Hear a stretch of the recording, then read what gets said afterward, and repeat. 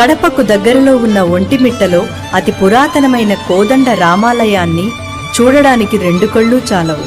16వ శతాబ్దంలో కట్టిన ఈ ఆలయం విజయనగర రాజులు, కొత్తపి చోళులు, మట్లి రాజులు 3 దశలలో నిర్మించడంతో విభిన్నంగా ఉండి ఎక్కడా చూడని ఒక కొత్త అనుభూతినిస్తుంది. ఈ ఆలయ ప్రధాన విగ్రహం యొక్క ఒకే శిలలో శ్రీరాముడు, సీత, లక్ష్మణదేవుళ్లను చెక్కడంతో ఆ శిలా సౌందర్యానికి మంత్రముగ్ధులవుతారు. విశాలమైన ఆవరణం, 160 అడుగుల ఎత్తైన ఆలయ ముఖద్వారం, 32 స్తంభాలతో నిర్మించబడ్డ రంగమండపం, రామసేవ కుటీరం, ఇలా ప్రతి ఒక్కటి ఒక అద్భుత నిర్మాణమే.